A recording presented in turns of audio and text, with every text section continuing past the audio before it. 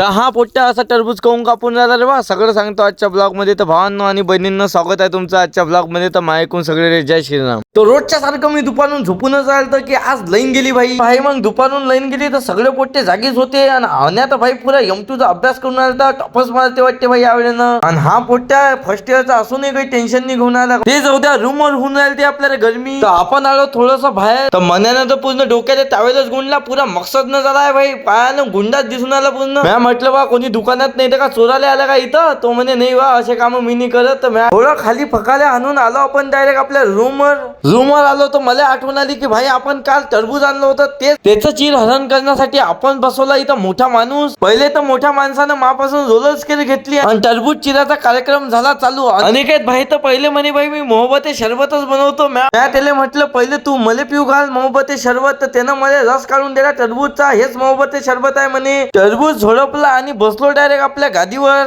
आणि 6 वाजता निघालो बाहेर. तर हा काकूचा पोट्ट्या इथं मस्ती करून राहिला. काकूच्या पोराला घरी सोडून निघालो आपण डायरेक्ट बाहेर आलो आपण चहा प्यायला. तर तुम्हाला काय सांगू, रेग्युलर वाला तर भाई चहाच बंद ठेवून राहिला. पाहा काय झालं तर रेग्युलर वाला चहा बंद होता तर दुसऱ्या इकडे चहा प्यायला निघालो आपण. दुसऱ्या चहाच्या शोधात आपण समोर निघालो. तर हे पोट्टे म्हणे शेगाव कचेरी खाऊ. शेगाव कचेरी खायला थांबलो होतो. तर हे पोट्टे म्हणे जाऊ द्या म्हणे शेगाव कचेरी आपण पहिले चहाच पिऊ म्हणे. तर या पोट्टीचं काही डिसाइडच होऊन नाही की मी यायला म्हटलं स्वतःच्या लग्नात असंच करसान का रे बा. लास्ट मध्ये चहा प्यायला गेलो तर चहाने रिजेक्ट केलं. म्हणजे चाय बंद होता. काय सांगा तुम्हाला, नशीबच खराब होता. आजच्यासाठी एवढंच. भेटूया आपण नंतरच्या ब्लॉग मध्ये. ब्लॉग आवडला असेल तर फॉलो बी करा. धन्यवाद.